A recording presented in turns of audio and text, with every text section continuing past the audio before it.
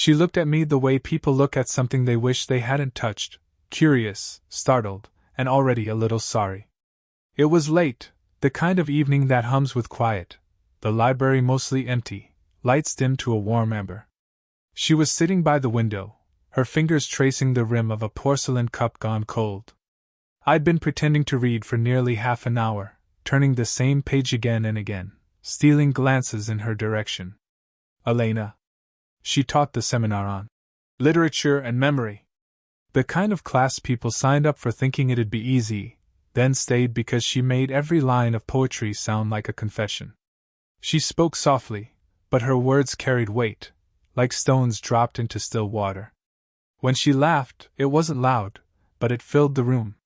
When she fell silent, the air tightened around her.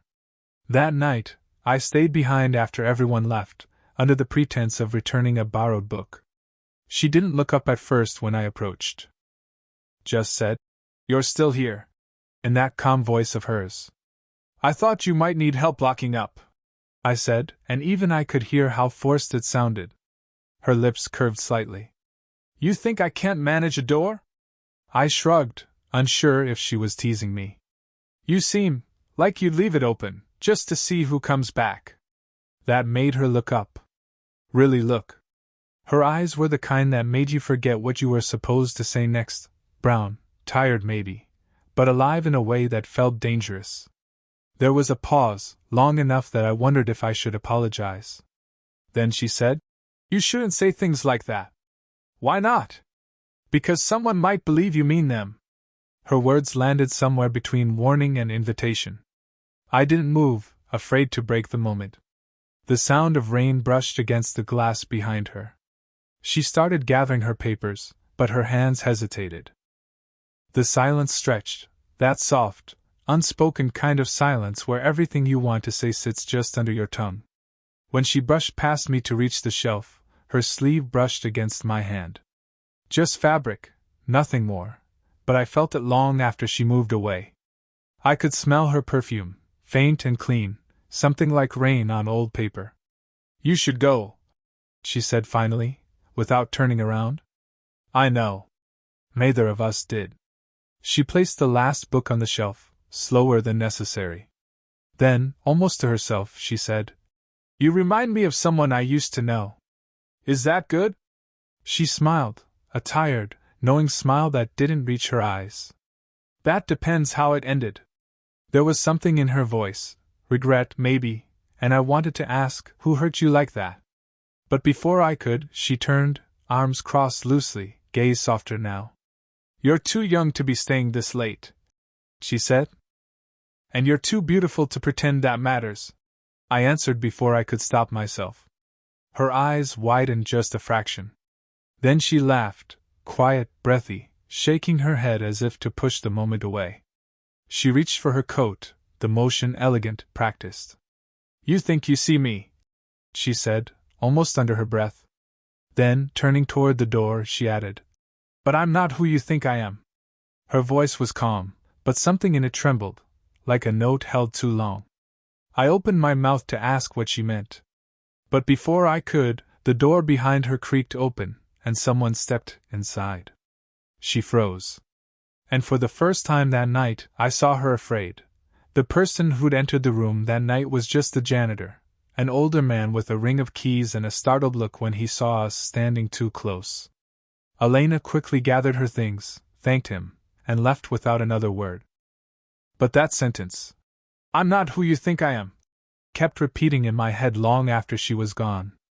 A week later, I found her in the cafe across from campus. She was sitting alone, glasses perched low on her nose, red pen poised over a stack of essays. There was something almost sacred about the way she existed in silence, her world small and exact. I hesitated by the counter before walking over. "Coffee's on me," I said, setting a cup beside her. She didn't look up. "You're persistent. I prefer consistent." That earned me a faint smile. "You'll make a good writer. You already believe your own lines." There was a gentleness in her teasing, but also distance, as if she were drawing a line and daring me to cross it. We talked for a while about books, about how endings never satisfy anyone who's lived long enough to know real loss. She mentioned she'd been married once.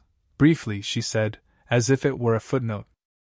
I didn't ask what happened, but she must have seen the question in my eyes because she added softly, "Some people love deeply, but at the wrong time. That was me." The words hung between us. I wanted to reach across the table, to say I understand, but she changed the subject, just like that. When she finally looked up, her gaze caught mine and stayed there a second too long. Her voice lowered. "You should be careful with attention, Noah. People might talk." I swallowed. "About what?" "About things that look like something they shouldn't." The next few weeks, I kept finding excuses to be near her: office hours, hallway encounters, half-serious questions about readings I already knew. She never pushed me away, not exactly. But every time I got close enough to feel the warmth of her, she'd step back, a fraction, a breath, a silence that said not yet. Once, while showing me a passage in a book, her hand brushed mine. She froze, as if the contact had burned her. The air between us thickened. I remember her perfume, faint jasmine, fading ink. She didn't move her hand right away. Neither did I. When she finally did, she said quietly, "This isn't wise." "I know." She closed the book but didn't open the door. "Then why are you still here?" I could have said a dozen things. I said none. She exhaled slowly, that tired kind of breath that means surrender, not relief. "You remind me what it felt like to be noticed," she murmured. Her voice broke a little on the last word. Before I could answer, her fingers brushed the side of my arm, light, trembling, gone too fast. We both knew what it meant. And neither of us dared to name it. It started with something ordinary, an email. She'd written, "If you still want to discuss your paper, my office hour is open today." It wasn't unusual. But the message came at midnight, sent from her phone, the timestamp flickering like a quiet admission. I went the next afternoon. The hallway was empty, sunlight slanting across the floor. Her door was half open. She was standing by the window, hair pulled back, sleeves rolled to her elbows. "You came," she said softly, as if she hadn't expected me to. "You asked?" She smiled at that, faintly. "I shouldn't have." We talked about the paper, or at least pretended to. She stood beside me as I read from my notes, her shoulder nearly touching mine. I could feel the warmth radiating from her skin, hear the soft sound of her breathing. The scent of her perfume, faint, familiar, made concentration impossible. At one point, she leaned in to see a line I'd written, her hand resting on the edge of my chair. Her knuckles brushed against my sleeve. The air changed. Neither of us moved. Her voice dropped. "You should go before someone sees." But she didn't move her hand. Then came the sound, footsteps in the hall. Quick, careless. The doorknob rattled. We both froze. A student poked her head in. "Professor? Do you have a minute?" Elena stepped back so fast she nearly dropped the papers in her hand. "Of course, yes, just 1 second." The girl glanced between us, polite but curious. "Sorry, didn't mean to interrupt." "You didn't," Elena said too quickly. When the door closed again, she pressed her hand to her forehead and exhaled a shaky laugh. "God, what am I doing?" I stood, unsure whether to leave or apologize or stay. "You didn't do anything." She looked at me, eyes searching mine.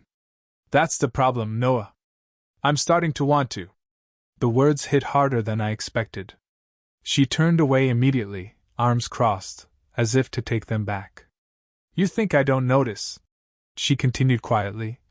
"How close you stand, how you look at me when you think I'm not watching." I wanted to tell her it wasn't like that, but it was exactly like that. She moved to the door, maybe to end it, maybe just to breathe. Her hand lingered on the knob. Then she stopped.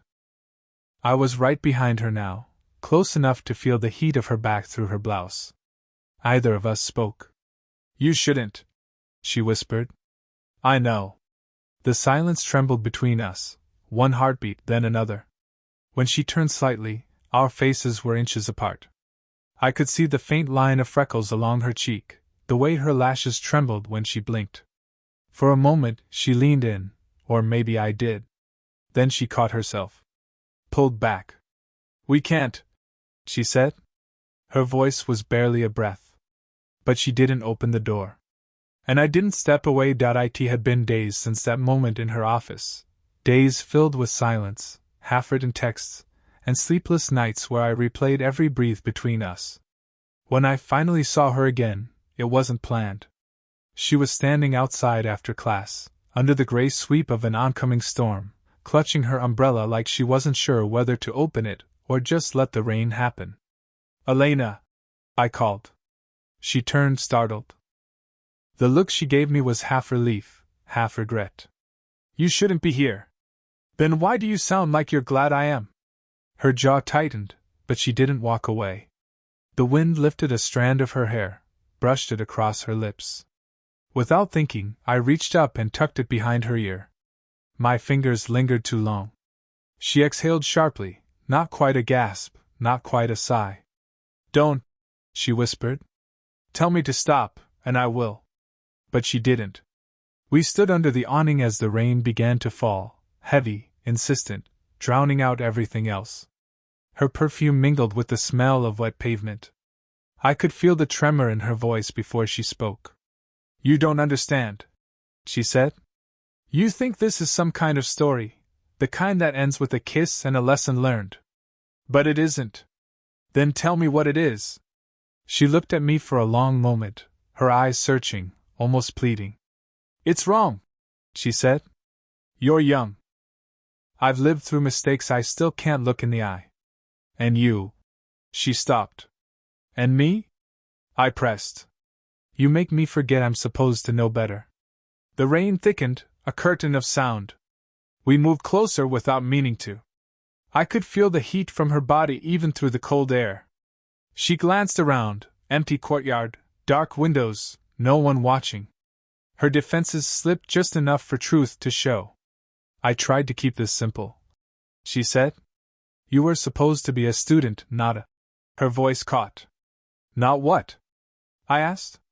Her hand went to my chest, meaning to push me away, but it stayed there. "Not someone I think about when I shouldn't." I caught her wrist gently. Her pulse was racing. "Elena." My voice came out rougher than I meant. "You don't have to keep pretending." She looked up at me, rainlight flickering in her eyes. "You think you want me," she said. "But you don't know what wanting costs." I stepped closer until there was no space left. "Then show me." She inhaled sharply, her breath mixing with mine. The world narrowed to the sound of rain on metal, the brush of her hand against my collar, the faint tremor in her lips as she whispered. "No one can find out." "I don't care." Her eyes flicked to my mouth, once, then again. And just as the distance between us disappeared, a voice called from across the courtyard. "Professor?" We froze. Her hand dropped away. For a second neither of us breathed. The voice from across the courtyard belonged to a man, older, familiar. "Professor Ruiz!" he called again, jogging up the path with an umbrella. "You left your notebook in the faculty lounge." Elena turned toward him too fast, nearly slipping on the wet stone. I caught her by the arm, steadying her. For a heartbeat, her fingers clung to mine, then she pulled away as if my touch burned. "Thank you, Daniel," she said quickly, taking the notebook he offered. "I was just—" she glanced at me. "Helping a student." His gaze flicked between us, quick, assessing. "Right. Of course." He smiled, but it didn't reach his eyes. After he left, she didn't look at me. Just whispered, "You should go." I did.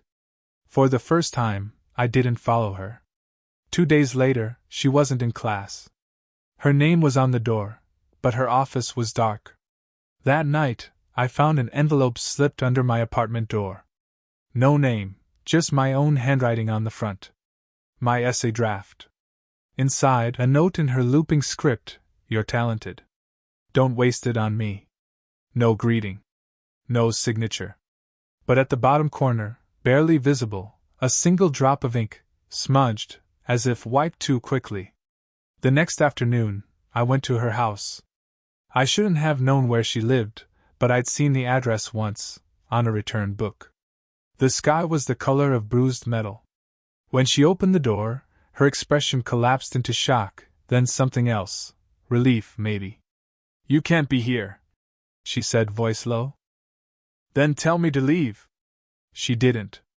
Her home smelled like coffee and quiet, books piled high, half-finished papers scattered across the table. She looked smaller here, less composed. "You think I don't know what I'm doing?" I asked. She gave a short, bitter laugh. "You don't know what I've already done." "What does that mean?" She turned away, rubbing her temples.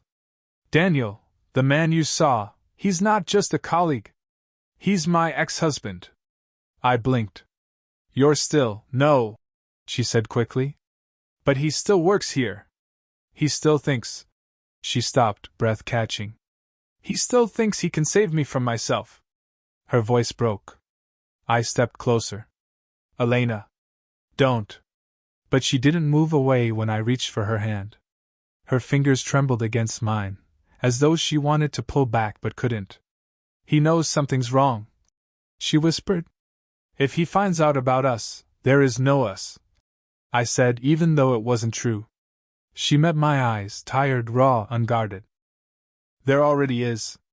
That's the problem." The silence between us thickened, alive with everything unspoken. Her pulse beat fast against my wrist. Finally, she stepped closer, so close her breath brushed my collar.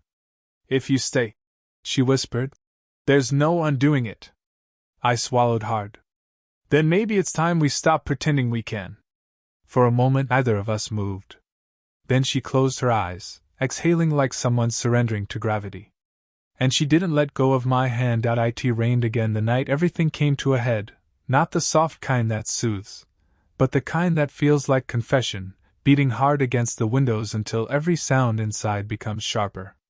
Elena sat across from me at her kitchen table, fingers tangled in her hair. Between us, 2 untouched cups of coffee had gone cold. "I shouldn't have let you in," she said quietly. "I've already been in," I replied. "Long before tonight."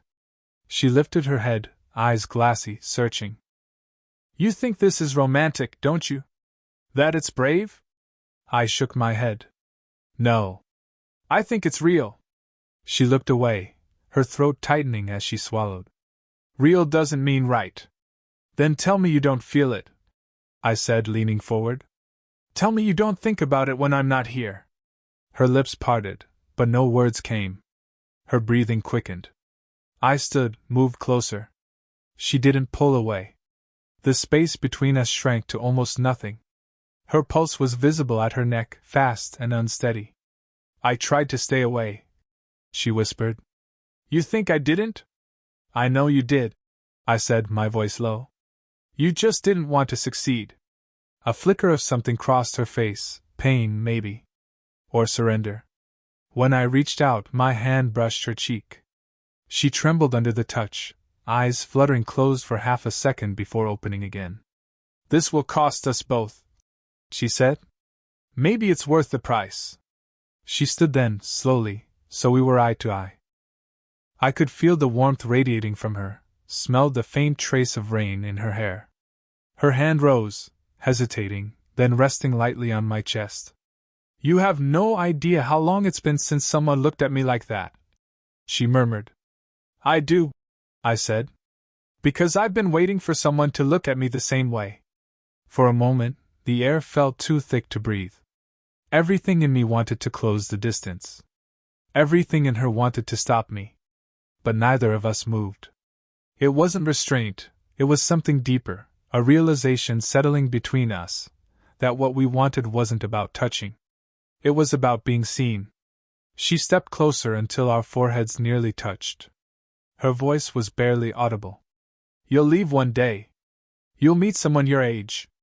And I'll have to pretend I didn't almost let this happen. I won't forget you," I said. She smiled then, small, aching, beautiful. "That's worse." The rain softened outside, a slow rhythm against the glass. Elena drew in a long breath and finally stepped back, her hands sliding from my chest to my sleeve, then away. Go, she said, not as command but as mercy. And I did, but before I reached the door, she said softly behind me, You were right. I turned. She met my eyes, a faint, bittersweet calm in hers. You saw me. I didn't see her for weeks after that night. No messages, no office lights burning late, no trace of her except the faint scent of her perfume that seemed to cling to the old library stairs. Life moved around me, but I stayed caught in the quiet space she'd left behind. Then, one morning, I found her again, in the park near campus, sitting on a bench beneath the slow-turning autumn trees. She looked lighter somehow. Not younger, not older, just more herself. She saw me before I spoke. For a moment either of us moved. Then she smiled, small, careful, real. You still walk like you're looking for an argument. Only if it's with you, I said. She laughed softly, shaking her head. You never change. Neither do you, I said. She raised an eyebrow. Oh, I've changed. I just finally stopped pretending not to. We walked for a while without saying much. The air was cool, the kind that makes you breathe slower. When our hands brushed, once, then again, she didn't pull away. I thought you left, she said after a while. I tried. Her eyes flicked toward me. And? I realize some things don't leave when you do. She didn't answer. But she didn't have to. The silence felt softer than before, no longer hiding anything. When we stopped by the river, she turned to face me. The wind lifted her hair across her face, and before I could think, I reached out to move it aside. My fingers grazed her temple, slow and deliberate. She didn't flinch this time. You were right, she said quietly. It wasn't about right or wrong. It was about what I couldn't admit to myself. And what was that? Her gaze met mine, steady, certain. That I wanted to be seen. Not as someone's professor, not as someone's mistake. Just as a woman. I swallowed, the ache in my chest too familiar to name. You still are. For a long moment, the world around us felt still, no voices, no footsteps, just the river's slow murmur and the warmth of her standing close. Then, without words, she stepped closer and wrapped her arms around me. It wasn't desperate or rushed, it was quiet, sure. Her head rested against my shoulder, my hands at her back. No promises. No guilt. Just the steady rhythm of two people finally still enough to breathe in the same moment. When she pulled back, her eyes glimmered with something peaceful. So, she said softly, what happens now? I smiled, small, honest. Maybe we stopped trying to name it. She nodded. That sounds like a start. And then, in the slow hush of the afternoon, she leaned forward and pressed a kiss to my forehead, simple, certain, the kind that said this isn't ending, it's beginning differently. She wasn't who I thought she was. She was more.